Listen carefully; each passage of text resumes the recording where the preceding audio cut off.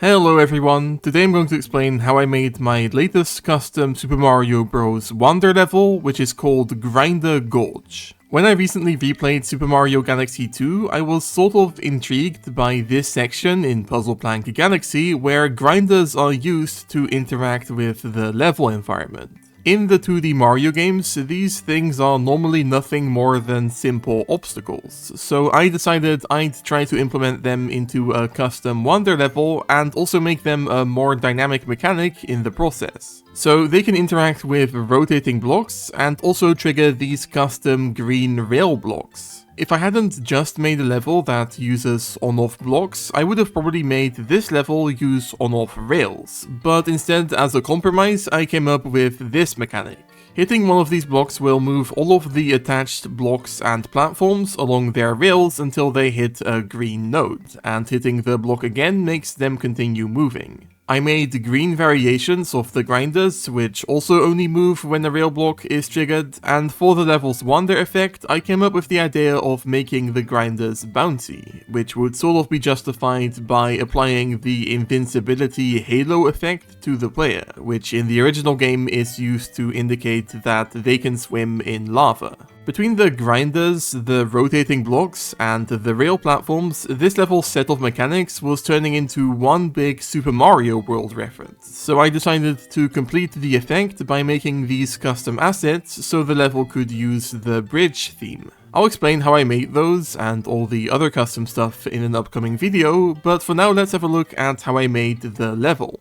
Something that you're gonna have to get used to when it comes to looking at this time-lapse is the fact that all of the custom models for all of the custom mechanics aren't being rendered in the editor. And since this level even relies on custom visuals for the ground the player stands on most of the time, yeah, it's mostly just blank hitboxes we'll be looking at.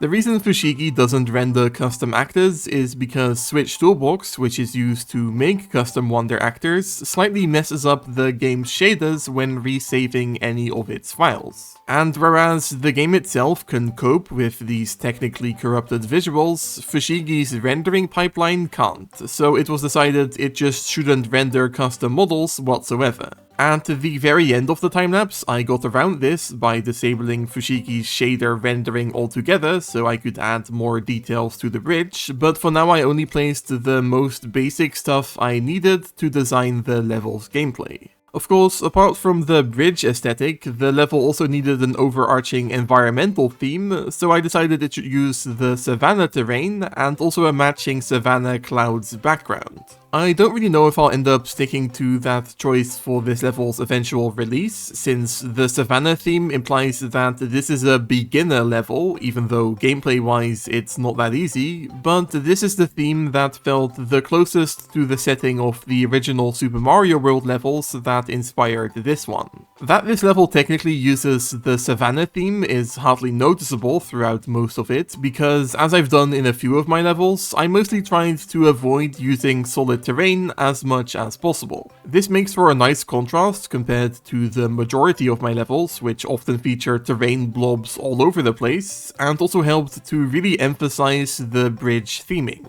So the only times the level uses normal terrain is when it absolutely had to, because there's only so much you can do if you limit yourself by only using semi-solids. Although this level technically only uses 3 or so main mechanics, each of these is so versatile and is used in such a variety of setups that it took a lot of restraint not to overwhelm the player with ideas at the start of the level. As I always do, I came up with many of the level's more convoluted setups before starting work on it, so design-wise, much of the first half of the level is spent building up to what I had in mind for the second half. For example, at this point in the level I started messing with the fact that the grinders can actually trigger rail blocks when they collide. But in order to naturally build up to this idea, I first had to make it clear that the grinders interact with blocks at all, which is why some of the level's earliest setups revolve around grinders hitting the yellow rotating blocks. And in order to make sure that that doesn't come out of nowhere, I of course had to introduce the grinders and rotating blocks separately at the very start of the level. And at the same time, I had to make sure that the rail blocks and platforms got introduced and integrated naturally without immediately diving into the setups that combined all of the mechanics. In that sense, although working with the convoluted contraptions I usually make towards the end of my levels can be a real chore, it can often be almost just as hard to make sure every puzzle piece fits together naturally at the start of each level. I decided this level should use the Bubble Flower because it's the closest thing Super Mario Bros. Wonder has to an inherently athletic power-up. I've talked about how annoying it is to design around the elephant transformation's larger hitbox in several videos, I believe, so that wasn't an option. The Fire Flower doesn't do anything to change the player's movement, and the drill suit only really works in levels that have a lot of normal terrain, so yeah, I didn't really have any other options except to use the Bubble Flower.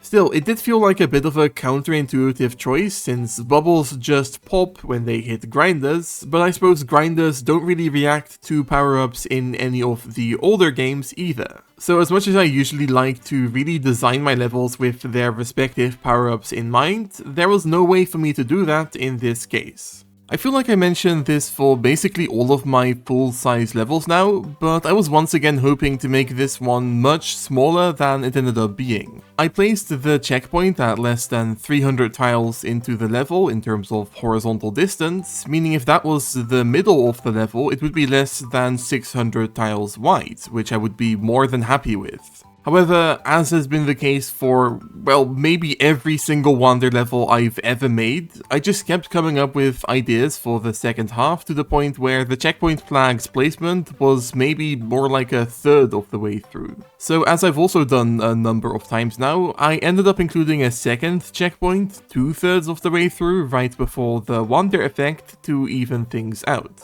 However, I'm sort of half hoping to maybe go back through some of these ridiculously long levels at a later date and just delete like a quarter of their sections to make them more brisk to play through. Like, to put it in perspective, I used to think that 3 to 4 minutes was the perfect level length back in my new Super Mario Bros. U modding days. But every single one of my normal Wonder levels is longer than that. Some are twice the size I would have preferred back in the day. A part of that comes from the fact that Wonder levels, particularly ones I designed, tend to be spammed with secrets and side activities in a way that wasn't the case in older Mario games, but it also just comes down to, once again, restraint, or a lack thereof in this case, because I just can't help but execute every single one of my wacky ideas, even if the level would be better if it wasn't so bloated.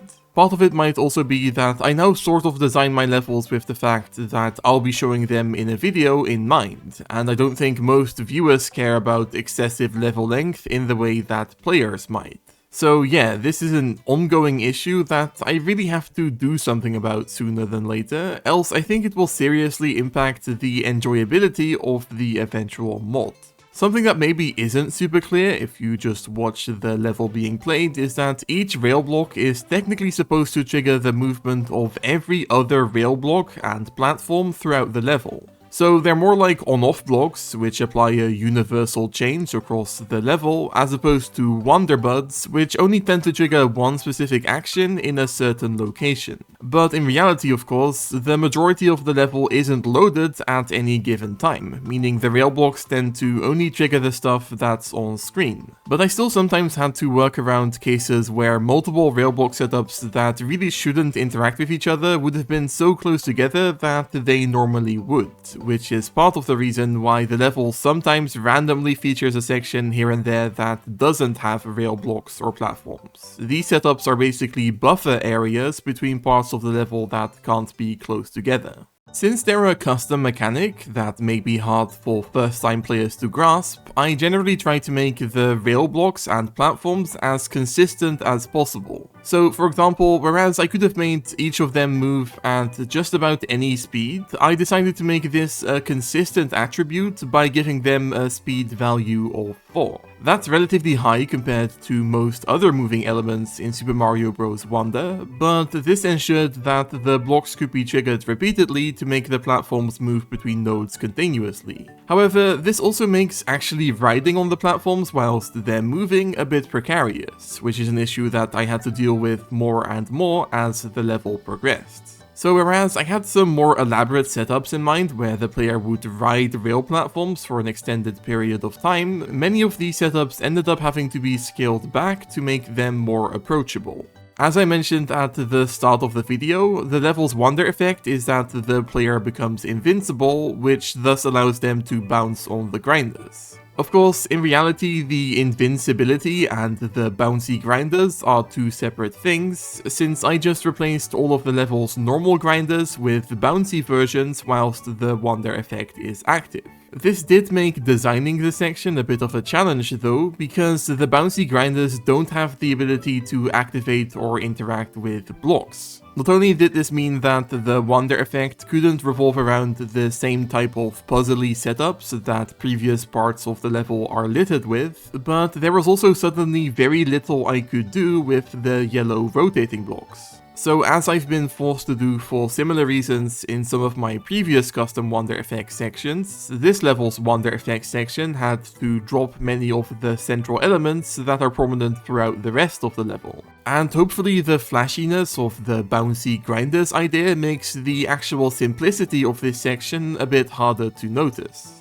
Maybe the most crazy idea I came up with for this part of the level is a section where the player has to ride grinders that move up a sequence of ramped rails to climb a small vertical section. Super Mario Bros. Wonder's rails have a super useful setting where elements that reach the end of the nodes get teleported back to the start to repeat their motion, which is what, for example, allows for those SMB1 style infinitely upward moving platform sections that are also featured in this level. And this is how I made the grinders in this part of the level move up continuously until they get teleported back to the start off screen. However, this feature only works between two nodes of the same rail, meaning I couldn't actually have the grinders hop between different rails, even though that's what they appear to do in-game. So that's why I had to meticulously make these curved rail sections that are meant to match the motion the grinders would normally display when jumping off of the rails, when in reality they're still sticking to invisible rails the entire time.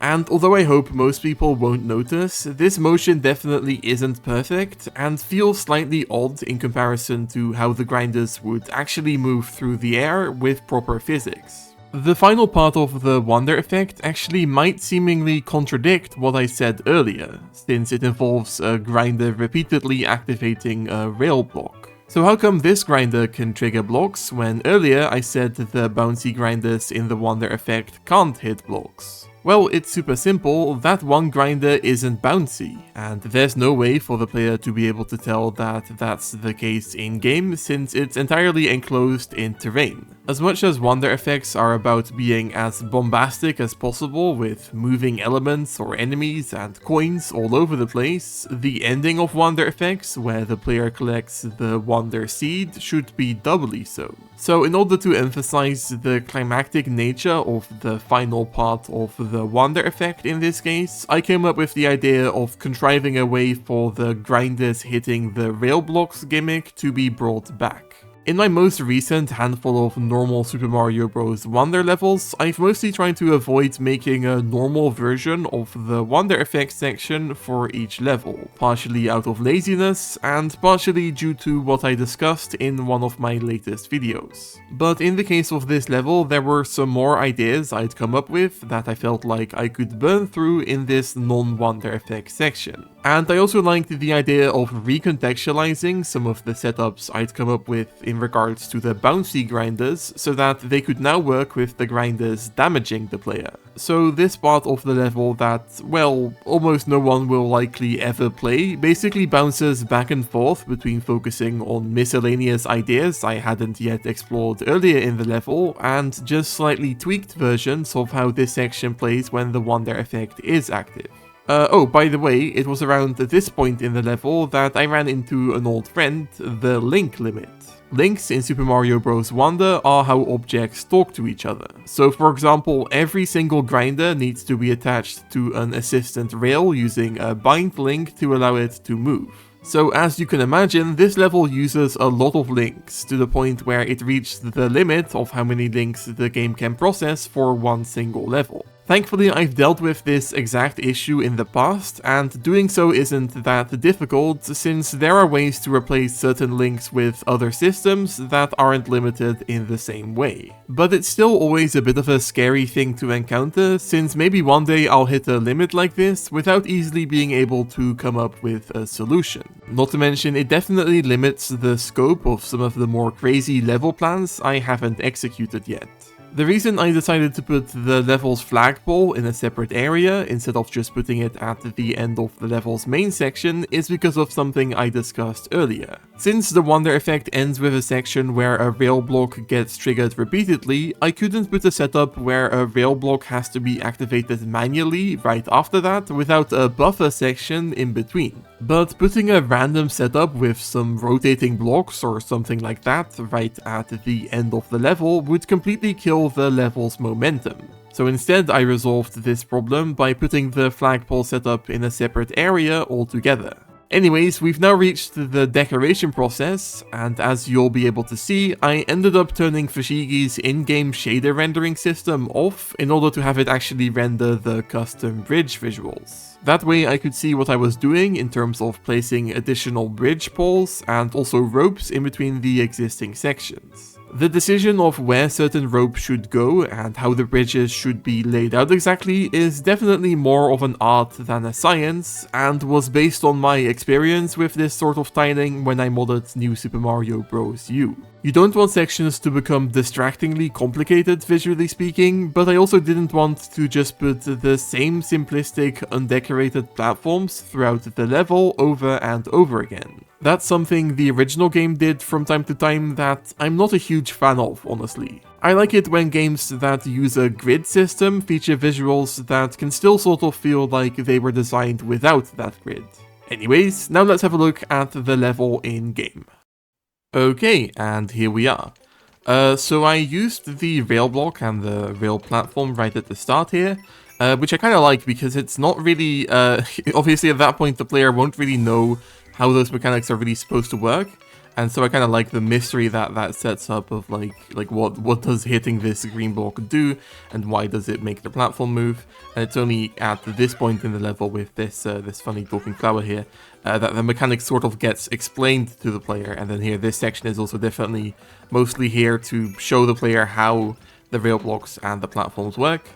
And yeah, only now we're getting into more of the typical grinder stuff, which leads into the first purple 10 coin over there. Let me see if I can get this. This can be a bit tricky with the timing. There we go. And yeah, I feel like that's a very typical setup for how I tend to design my first purple 10 coins, with it not being in the bonus room, but still being this sort of like mini challenge thing where the player has to run behind an enemy. Yeah, it's pretty typical stuff, I think. Though for the most part, I feel like this level is a bit more in line with maybe some of my other more recent levels, where it kind of features a bunch of like crazy puzzly setups, which I'm maybe not always a huge fan of as far as the like resultant gameplay. I feel like I would prefer it maybe to go back and make some more levels that are more platforming focused in a typical sense, whereas this level mostly revolves around like, you know, funny stuff like this, which can also lead to some interesting platforming, but it does feel a bit Mario Maker-y at times, and I do maybe want to go back and make some more simplistic levels that have some more like typical types of platforming. Anyways, as I was talking there, we're now already going into the bonus room for the second purple 10 coin, and this uses a pretty funny setup with the grinder hitting the rail block, which allows you to sort of move with this platform. It's actually very, obviously, like quite a simple setup, and gameplay-wise it could have just as well been a normal moving platform, but it's also a pretty fun visual, and it's a nice way of sort of reinforcing the mechanic that's set up in this section to the left here. And here's a weird thing I came up with, where those blocks there obviously get hit by the grinder, and that makes for a pretty nice pattern that always lines up perfectly. And now we can get the midway flag, and as I talked about during the time-lapse, the structure of the level is kind of all over the place because we're like maybe a third of the way through the level, yet we already got the midway flag, and that's sort of remedied by the fact that there's a second midway flag later on. And yeah, here I introduce the green grinders, which can get affected by the rail blocks in the same way the platforms do, and that obviously leads to some more sort of puzzly design potential.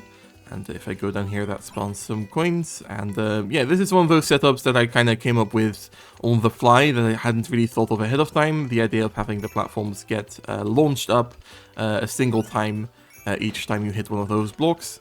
This is kind of funny because obviously you could also just like, if I wait for a second, you could also just ground pound here. But I feel like most people are more inclined to hit that block just because it's what the level sort of expects you to do. And I can hit this Wonderbud over here, but we can also obviously go over to the left depending on how we move the grinders. I quite like how this works here, where earlier I set up this sort of idea with the red grinder, sort of just going back and forth, and now you can actually determine which ones of the rotating blocks get hit. That's kind of something. I also really like this setup here, where every now and then that red grinder, or are they pink grinders? It's kind of an ambiguous color. But yeah, so like every time the let's call them red grinders, every time the red grinder here goes around, it resets all of the adjacent mechanics because the green rail block gets sent back to its original position. This setup here is mostly just, like I talked about during the time-lapse, a bit of a buffer section, where because of the rail block stuff we did in the earlier part, I couldn't have that be too close to this section, because then the two rail block interactions would interact with each other, which I wouldn't want. So that's why that sort of slow, big grinder thing is there, which I'm not a huge fan of, but okay. And, oh yeah, I'm kind of not really thinking about what I'm doing here. I have to do this, there we go, and that allows me to go up here for the third purple 10 coin. And yeah, once again, weird structural stuff because we're maybe halfway through the level, maybe a bit more, and we're already getting the third purple 10 coin, which makes it seem like we're more towards the end of the level. But I feel like, as is typical for my levels, I usually don't put the third purple 10 coin during the wonder effect, so I really didn't have any other choice except to put it around this point. And yeah, this bonus room maybe is a bit boring sometimes. Let me see, there we go. It's mostly just waiting around, and the whole interaction obviously is quite funny, but it's maybe not the most interesting thing from a gameplay perspective. But oh well, you can't win them all. Let me see if I can, okay, and then I have to jump over here, there we go. I failed that jump during the actual recording for the video showcasing this level, so nice to get it there. And yeah, this section can be a bit tricky, and this is also what I talked about, oh whoops, during the time-lapse, where like having the platforms move at a consistent speed means that doing something like that can be more tricky than it would have been if the platforms moved more slowly, so therefore that setup ended up not being as elaborate maybe as I had wanted. But here we go, this leads into the wonder effect with the bouncy grinders, which I introduced right at the start here by just spamming a bunch of bouncy grinders right below the player, and that obviously like introduces them to the concept right away that in this section the grinders aren't necessarily an enemy or an obstacle, but more of a platform for you to jump on. And here's the only thing I could come up with for the rotating yellow blocks in this section, and apart from that, they're all just completely absent from this part of the level. Which I guess is fine because there's so much other stuff going on here, like that setup there is quite fun. And here I actually sort of break the rule I talked about, where the rail blocks always move at the same speeds, because you'll see that this one actually moves slightly slower, though maybe the difference is subtle enough to where most people won't notice, but that just makes that setup way more manageable, because otherwise I just couldn't really get that to work consistently. And yeah, speaking of stuff working consistently, these grinders here just move up repeatedly, and the movement here, as you might be able to tell, and like I talked about during the time-lapse, isn't perfect. The way they sort of float onto the rails looks a bit odd maybe if you notice, but I feel like most people won't notice, honestly. I haven't gotten any comments about it or anything yet, so I think it's fine. And yeah, now we're moving on to the final setup, which is just a pretty typical kind of combination of some of the ideas from throughout the level. And here we go, there's the Wonder Seed, and you'll kind of get a glimpse of how this section works without the Wonder effect active, though we'll have a look at that in a little bit. But first we can go into this pipe here, and like I talked about during the time-lapse, oh wait, let me actually, okay, there we go.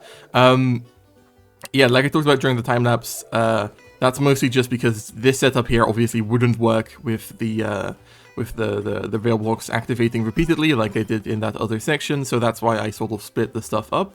And if I hit this, we can, yeah, there we go, get the top of the flagpole. Okay, but before we move on to, well, before we end this video, let me also show the previous section without the Wonder effect active. Okay, and here we are. So obviously you don't have to hit this rail block, and you don't have to make the Wonder Flower drop down, so we can just continue on like normal. And as you'll see, some parts here are very similar to how it is during the Wonder effect, and other parts are completely different, like this right here. There used to be big grinders on these rails, and now there's big platforms instead. And that Wonder Bud there spawns one of the rail blocks, which is kind of an interesting idea. Just one of those like random little things that I couldn't end up implementing into the main level section. So instead, the idea got sort of transplanted into this section. And yeah, here we go. Very, very weird grinder setup there as well, and I think there's a power-up in here, yeah. And here's sort of a different execution of the same idea, just sort of going through some random setups that maybe didn't quite fit into the main level area. But this here is mostly the same, I suppose, though that now we can jump on these platforms to move up instead of having to jump on the grinders, because obviously they're not bouncy without the Wonder effect active.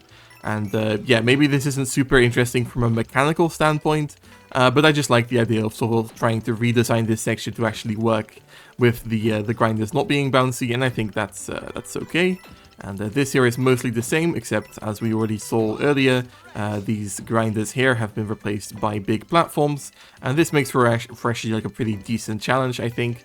So I actually do think this is a pretty like good compromise as far as a setup that isn't normally something the player will interact with if they get the Wonder Flower, but it's still actually quite fun and quite a sort of normal climactic section to a normal level, I think. So yeah, I think that's pretty good, but either way, I guess we're now getting to the end of the video. So yeah, if you enjoyed this video, guys, maybe consider leaving a like or subscribing. I also have a public Discord server, linked in the description, and if you want to watch my videos early, you can sign up for a YouTube channel membership. But anyways, guys, thank you so much for watching, and bye-bye!